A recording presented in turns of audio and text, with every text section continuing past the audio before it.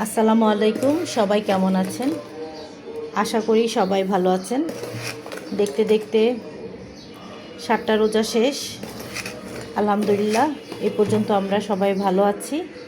আশা রাখি বাকি দিনগুলোও ভালো যাবে। কিছুর আগে শরবতটা তৈরি করে নিচ্ছি। অল্পই দিব, ট্যাঙ্গের পরিমাণ বেশি হলে আবার সবাই খেতে পছন্দ করে না।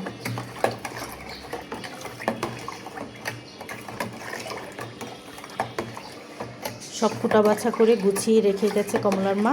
আজকে সহজ রান্না, একদমই ঝামেলা থাকবে না। যেটা ভোর রাতে খাবে সেটা সন্ধ্যার ইফতারির জন্যও খাবে, যার কারণে আমার আজকে টেনশন কম।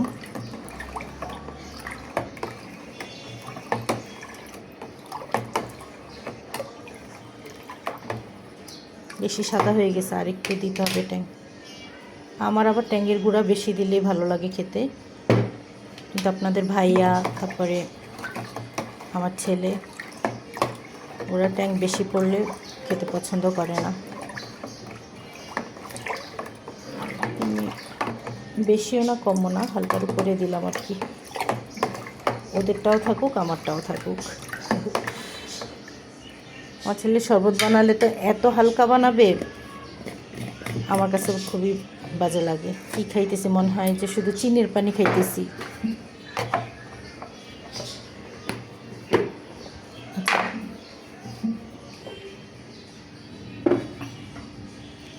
ঢাকনা দিলে ধরতে সমস্যা।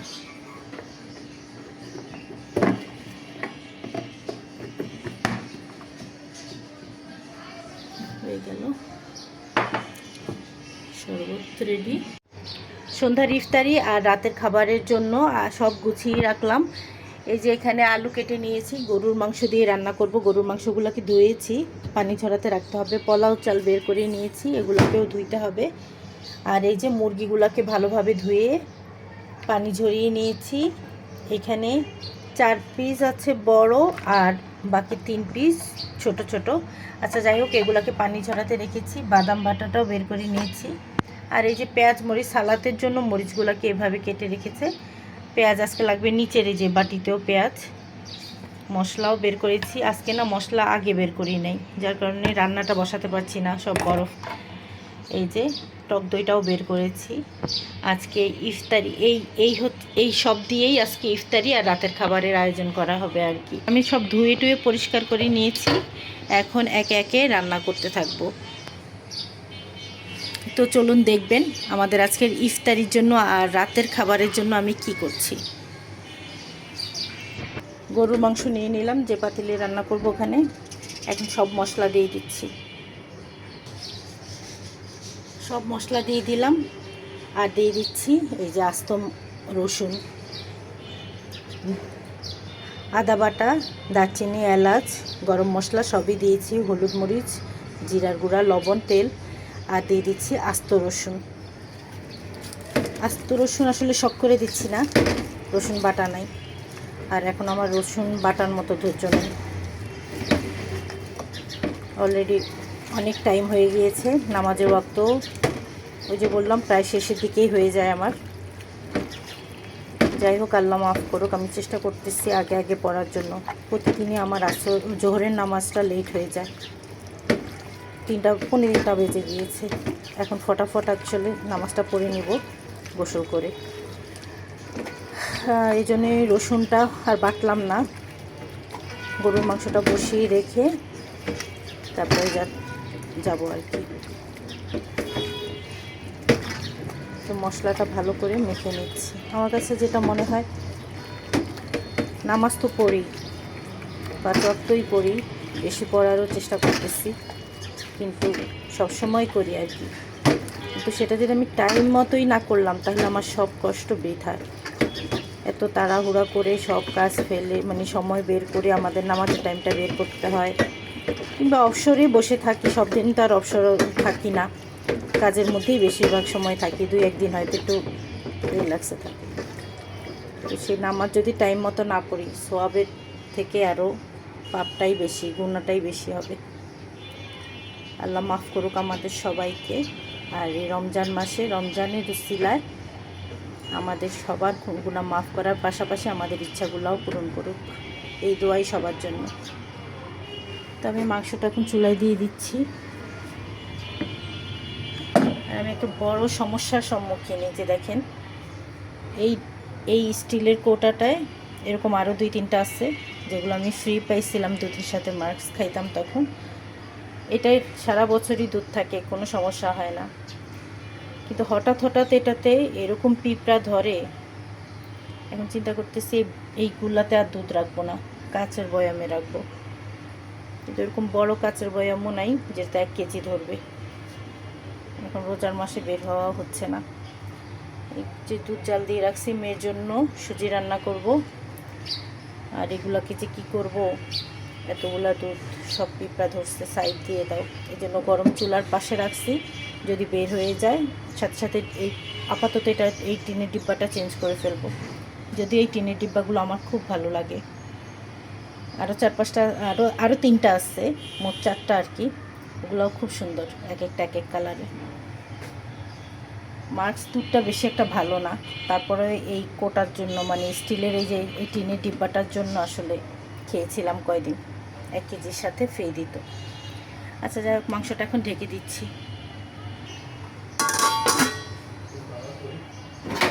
ফোন দাও। গরুর মাংসে আলু ঝোল দিয়ে দিলাম, লবণ টবণ সব দেখে নিয়েছি। গরুর মাংসটা হচ্ছে, আর এখানে মুরগিগুলোও ভেজে নিচ্ছি।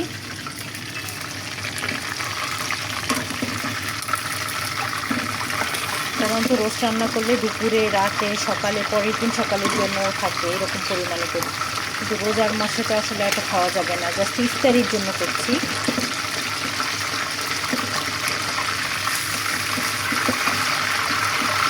এত পরিমাণে করলাম।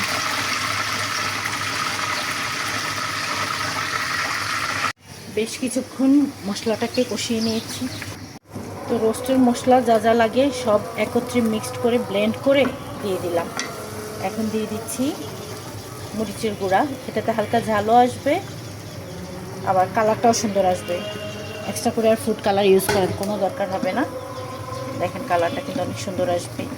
আর এখানে কিন্তু কাঁচামরিচ দিব না, আমি মরিচ বাটা দিয়েছি। মরিচ, কাঁচামরিচ, টক দই, বাদাম, জয়ত্রী, জয়ফল, আদা, রসুন সব একত্রে করে ব্লেন্ড করে নিয়েছি।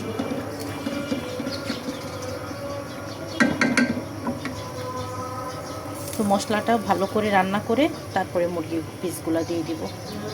এটা বেশ কিছুক্ষণ কষাবো। মুরগির পিসগুলো দিয়ে দিচ্ছি।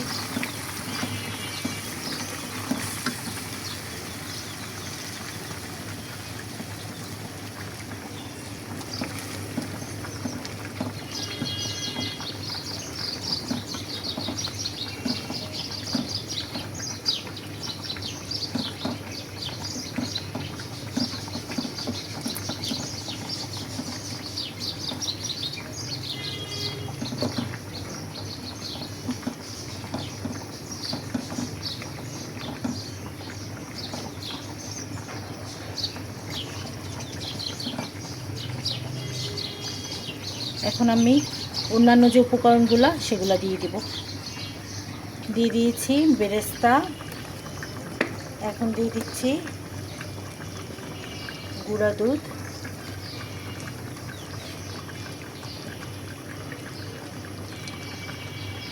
সাধারণত রোস্ট লিকুইড দুধ দিয়ে রান্না করা হয়, তো আমি তো পানি দিয়ে মশলাটা কষিয়েছি, তাই গুঁড়া দুধ একটু বেশি পরিমাণেই দিচ্ছি। আর এবার দিয়ে দিচ্ছি ঘি।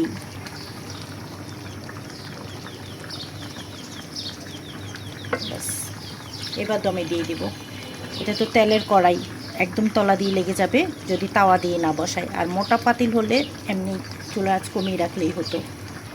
তো তাওয়ায় দিয়ে দিলাম, এই যে নিচে তাওয়া দিয়ে তারপরে দিয়ে দিলাম।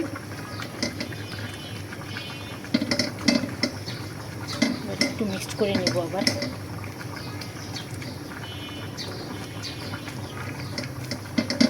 যেহেতু দুধ দিলাম, মিক্সড করে এটাকে আবার উঠিয়ে দিব। সাথে খেতে ভালোই হবে।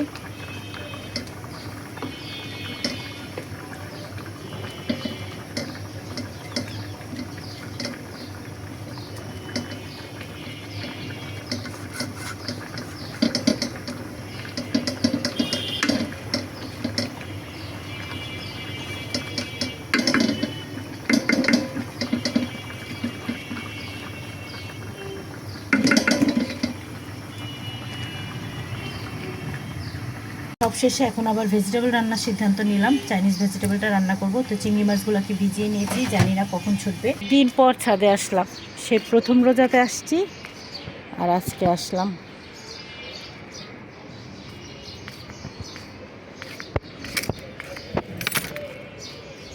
এর মধ্যে আর আমার আসতে হয় নাই। আজকে দেখতে আসছি কাঠগোলাপে ফুল ফুটছে কিনা। কাঠগোলাপে তো ফুল ফুটে নাই। এই যে আমার গোলাপ গাছে ফুল ফুটছে মাশাআল্লাহ, আরও কলি আসছে, বড় বড় ফুল ফুটে, এটা আরও মেলবে। এগুলা গাছটা অনেক পুরনো গাছ, বুড়ো একটা গাছ, প্রায় 6 বছর তো হবেই এটার বয়স। কাঠগোলাপের এই গাছটা আমি নতুন কিনছিলাম, কিন্তু এটাতে আর ফুল আসে নাই। তো আমি দেখার অপেক্ষায় আসছি যে এটা কীরকম ফুল আসে, সাদা ঘিয়া কালার আর হলুদে যে শেড ওইটা, নাকি সাদা কেমন যেন হলদে হলদে লাগছে। দেখা যাক। তো এটা দেখার জন্যই আজকে মূলত ছাদে আসছি। আর তাছাড়া আজকে ইফতারি ঝামেলাও কম, সময় পেলাম। কলটা ছেড়ে দিই।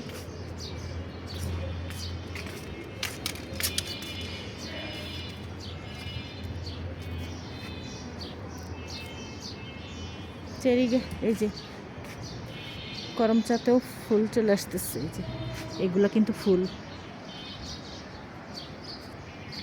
এগুলা প্রচুর ফুল আসছে, প্রচুর। কারণ এই করমচাতে প্রচুর ধরবে করমচা মাশাল্লাহ। এই গাছ জুড়ে লাল ফল জুড়ে ফল ধরে থাকবে, পুরা গাছ জুড়ে লাল ফল ধরে থাকবে। গাছের অবস্থা ভালোই। আপনাদের ভাইয়া পানি দিয়ে গেছিলো, কালকে দেওয়া হয় নাই। কালকে যেহেতু আমরা মার্কেটে গেছিলাম, তো একদিনে বেশি একটা সমস্যা হয় নাই। এই যে আমের মুকুল আসছিল, যে আমও ধরছে ছোট ছোট, অলরেডি আম ধরে গেছে ছোট ছোট। দেখা যাচ্ছে কিনা জানি না, তবে আমি দেখতে পাচ্ছি।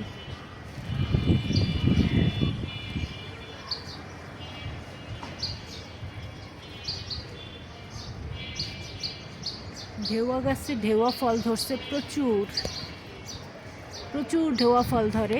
এই গাছটার বয়সও 5 বছর 6 বছরের মতো, 2020-এ লাগাইছি, 5 বছরই হবে। আচ্ছা, প্রচুর ফল ধরে, কিন্তু এই দেখেন ছোট ছোট অবস্থায় পেকে যায়। প্রত্যেক ডালে ডালে ফল থাকে, কিন্তু ছোট ছোট অবস্থায় সব ফলগুলো পেকে যাচ্ছে, পেকে যায় সব সময়। আজ 3 বছর থেকে ফল দিতেছে। গাছটা কাটতেও মায়া লাগে।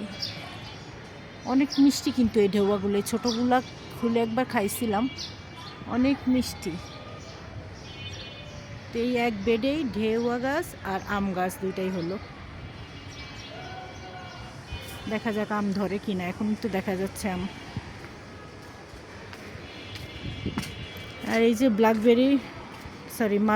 মালবেরি জুস খেয়েছিলাম। আজকে আবার কিছু নিয়ে যাব, কারণ এগুলো যখন পাকতে শুরু করে, আমি না নিলেও এগুলো সব ঝরে পড়ে যাবে।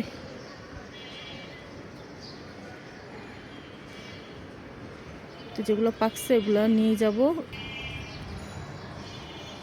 এই লালগুলো একটু টক, আর যেগুলো কালো সেগুলো অনেক মিষ্টি।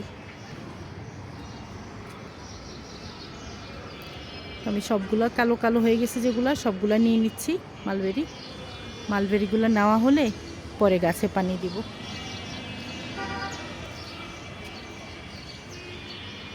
নিচে অনেকগুলো পড়ে গেছে।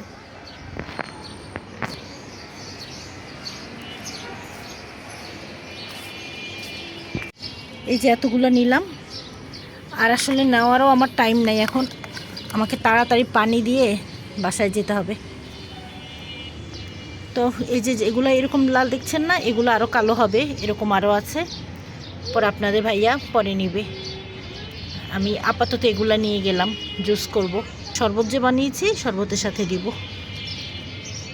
ব্লেন্ড করে।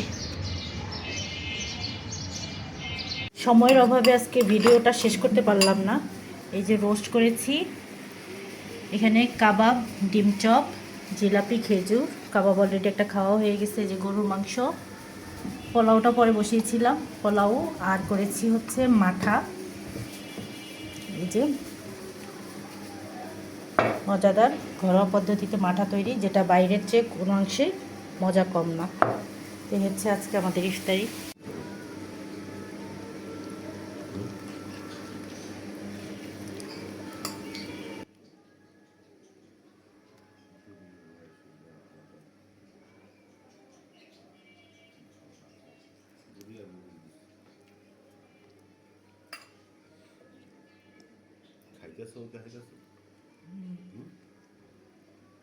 খাও।